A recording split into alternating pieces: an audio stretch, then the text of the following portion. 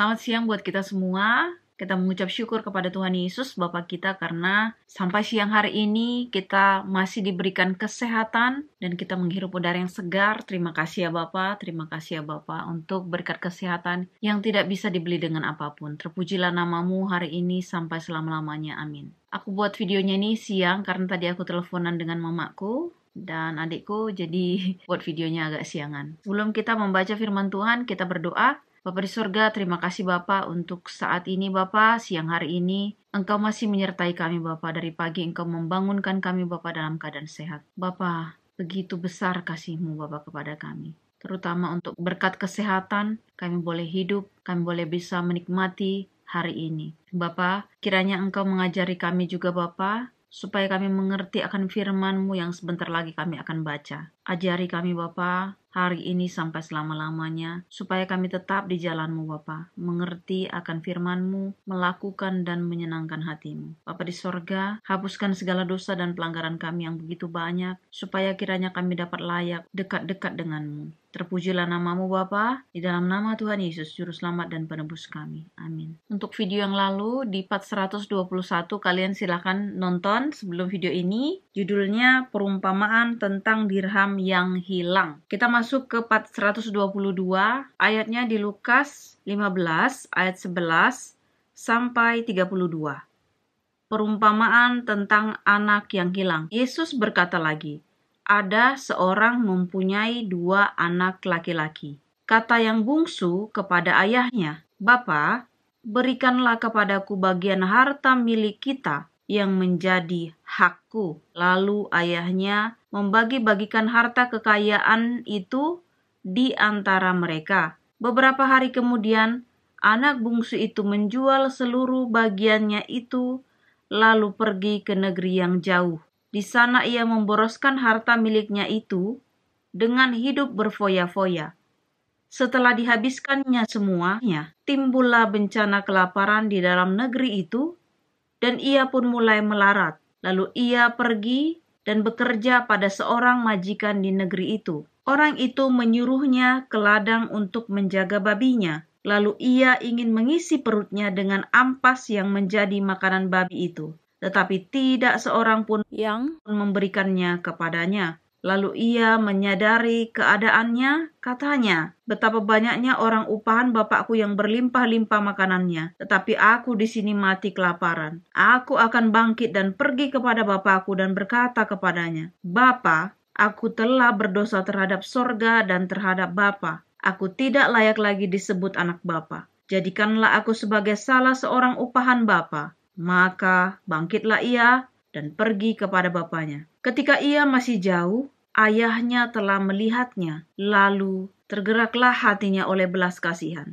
Ayahnya itu berlari mendapatkan dia, lalu merangkul dan mencium dia. Kata anaknya itu kepadanya, Bapa, aku telah berdosa terhadap sorga dan terhadap Bapa. Aku tidak layak lagi disebut anak Bapa. Tetapi ayah itu berkata kepada hamba-hambanya, lekaslah, bawa kemari jubah yang terbaik. Pakaikanlah itu kepadanya, dan kenakanlah cincin pada jarinya, dan sepatu kepada kakinya. Dan ambillah anak lembu tambun itu, sembelihlah dia, dan marilah kita makan dan bersuka cita. Sebab anakku ini telah mati, dan menjadi hidup kembali.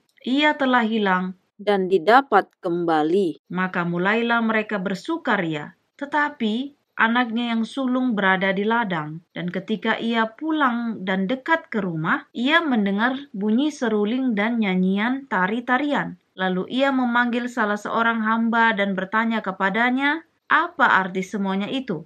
Jawab hamba itu, adikmu telah kembali dan ayahmu telah menyembelih anak lembu tambun karena ia mendapatnya kembali dengan sehat. Maka marahlah anak sulung itu dan ia tidak mau masuk. Lalu ayahnya keluar dan berbicara dengan dia. Tetapi ia menjawab ayahnya, katanya, telah bertahun-tahun aku melayani Bapa dan belum pernah aku melanggar perintah Bapa. Tetapi kepadaku belum pernah Bapa memberikan seekor anak kambing untuk bersuka cita dengan sahabat-sahabatku. Tetapi baru saja datang anak Bapa yang telah memboroskan harta kekayaan Bapa bersama-sama dengan pelacur-pelacur.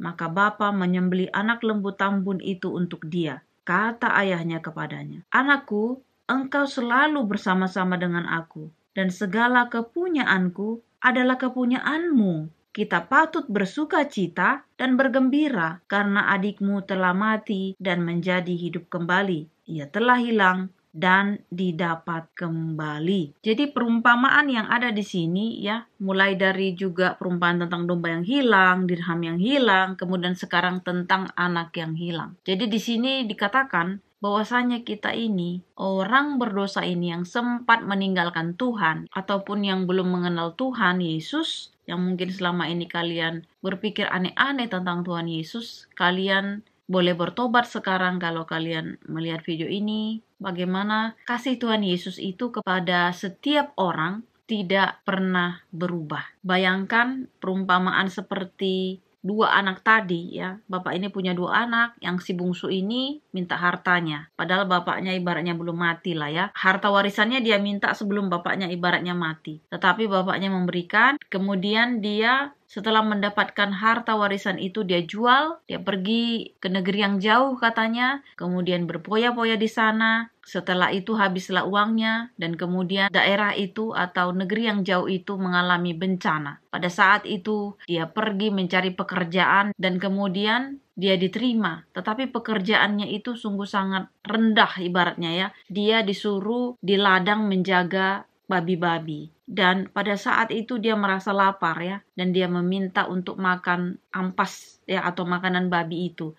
Tetapi orang pun tidak memberikannya. Bayangkan kalau menurut cerita ini, mungkin mereka memperhitungkan juga ya. Makanan babi-babinya takut habis juga. Kalau misalnya si orang-orang ini tidak memberikan ampas itu untuk dimakan dia, ya harusnya kan dia memberikan makanan yang biasa. Kalau memang pada saat itu. Tapi mungkin karena pada saat itu memang bencana kelaparan, sampai ampas babi pun mau dimakan gak dikasih sama mereka. Kemudian dia sadar di situ ya. Seketika itu dia sadar di situ, dia berpikir bahwasanya upahan bapakku aja makanannya enak-enak ibaratnya ya, banyak makanannya. Sementara aku di sini kelaparan katanya. Kemudian dia menyadari, dia katakan, "Aku telah berdosa terhadap surga dan terhadap Bapa." Artinya surga itu adalah tempat di mana Tuhan Yesus, anak dan Bapa itu di sana. Artinya juga dia di situ, dia telah berdosa terhadap Tuhan ya dan terhadap orang tuanya. Kemudian dia bilang, "Aku akan pergi kembali ke rumah Bapakku dan aku akan mengatakan permohonan maaf." Artinya seperti itu ya, ibaratnya bertobat. Kemudian dia pergi, dan di sini dikatakan bahwasanya dia ibaratnya masih jauh ya, masih jauh ibaratnya dari rumah itu, tetapi bapaknya udah melihat, menoleh kalau anaknya telah datang, dan kemudian bapak ini malah berlari mendapatkan dia, bahkan merangkul, mencium anaknya. Jadi bapaknya itu belas kasihannya itu ibaratnya tidak berubah ya, walaupun ibaratnya anak ini udah melakukan kejahatan yang luar biasa ya. Ibaratnya dia meminta harta warisan itu sebelum bapaknya meninggal. Dia udah, apa ya dibilangnya, kalau mau dibilang dia itu udah memaksakan bapaknya. Tetapi bapaknya ini benar-benar bapak yang luar biasa baik. Bahkan anaknya sudah melakukan hal itu. Dia bahkan memanggil hamba-hambanya untuk memberikan jubah yang baik, yang bagus, terus memberikan cincin kehormatan juga. Dan bukan hanya itu ya, bapaknya juga menyuruh untuk menyembelih lembu tambun. Kemudian mereka makan dan bersuka cita. Tetapi di sini diceritakan juga, anak sulung bapak ini yang sedang lagi di ladang, setelah dari ladang dia pulang, kemudian sebelum sampai di rumahnya kan sudah ada katanya pesta tari-tarian ya, dia udah denger gitu. Ada pesta kan di rumahku itu. Apa arti semua ini kata dia. Dia panggil satu hamba, dia tanya ada apa. Kemudian dia bilang, "Oh adikmu pulang," katanya. Terus dia marah di situ dan dia nggak mau masuk rumah katanya. Kemudian ayahnya atau bapaknya keluar dan mengatakan kepadanya bahwasanya kenapa kamu tidak masuk rumah. Kemudian anak sulungnya ini menjawab katanya, "Sudah bertahun-tahun aku bersama bapak, semua aku turuti," katanya. Tetapi sekalipun katanya bapak tidak pernah bahkan memotong seekor kambing untuk merayakannya bersama sahabat-sahabatku, dia bilang. Kemudian bapaknya menjawab dengan kasih, katanya. Ini aku baca lagi ya, lebih baik aku baca lagi yang dijawab bapaknya ini. Bapaknya sangat-sangat bijaksana. Di ayat 31 ya, sampai 32, kata ayahnya kepadanya, "Anakku, Engkau selalu bersama-sama dengan aku, dan segala kepunyaanku adalah kepunyaanmu. Kita patut bersuka cita dan bergembira, karena adikmu telah mati dan menjadi hidup kembali. Ia telah hilang dan didapat kembali. Jadi luar biasa jawaban bapaknya ini. Bapaknya juga tidak memarahi anak sulungnya. Bahkan bapaknya mengatakan bahwasanya kau telah bersama-sama dengan aku. Apa yang punyaku itu adalah punyamu, katanya. Kita patut bersuka cita kepada adikmu karena dia telah mati dan hidup kembali. Ibaratnya dia telah hilang dan sudah didapatkan kembali. Jadi kita patut bersuka cita. Disinilah kita belajar dari seorang bapak atau seorang ayah. Ya, itulah Tuhan Yesus. Ini adalah perumpamaan bagaimana dilambangkan Bapa yang begitu luar biasa. Itulah Bapa kita Tuhan Yesus, di mana Dia tidak pernah berubah. Meskipun kita telah banyak melakukan segala dosa, meskipun kita banyak melukai hatinya, tetapi pada saat kita bertobat dan kita meninggalkan semuanya apapun yang telah membelenggu kita, ya, dosa-dosa yang begitu menyakiti hati Tuhan, kita kembali kepada Tuhan dan kita menyesali, dan Tuhan Yesus menerima kita apa adanya. Dia tidak pernah menolak kita. Yang penting jangan undur lagi, jangan tunda-tunda pertobatan itu. Bertobatlah sekarang karena waktu setan sudah mau selesai, katanya, dan Tuhan Yesus sudah mau datang. Dan akhir zaman, disitulah nanti kedatangan Yesus kedua kali. Dia akan memisahkan orang benar dan orang yang tidak benar, orang yang percaya dan orang yang tidak percaya. Kita mau menjadi orang yang percaya akan diselamatkan, dan orang yang benar juga akan diselamatkan, ya. Percaya dan melakukan semua perintah Tuhan. Bukan hanya percaya tapi tidak melakukan, tapi percaya dan melakukan semua perintah Tuhan. Inilah doa dan harapan kita. Kita berdoa. Terima kasih Bapa di sorga, puji dan syukur anak-anak-Mu di sini panjatkan ya Tuhan. Pada saat ini ya Bapa, kami mengucap syukur atas kasih setia-Mu Bapa yang tidak pernah berkesudahan kepada kami, di mana Engkau memberikan pengampunan Bapa kepada kami. Kami begitu banyak melukai-Mu Bapa, melakukan banyak dosa, dan sering sekali kami Bapa menyakiti hati-Mu, tapi Engkau Bapa selalu membuka tangan-Mu untuk menerima kami jika kami ingin kembali kepadamu. Bapa di sorga, terima kasih Bapa untuk berkat Bapa dan kesempatan untuk dapat kembali lagi Bapa menjadi anak-Mu. Bapa di sorga, dosa kami yang banyak hapuskan supaya jangan terhalang berkat-berkat yang akan Tuhan berikan kepada kami masing-masing. Berkati Bapa orang-orang di luar sana ya Bapa yang menonton video ini. Biarlah kiranya Engkau berkati mereka, berikan mereka kecukupan. Kalau yang mencari pekerjaan, berikan pekerjaan.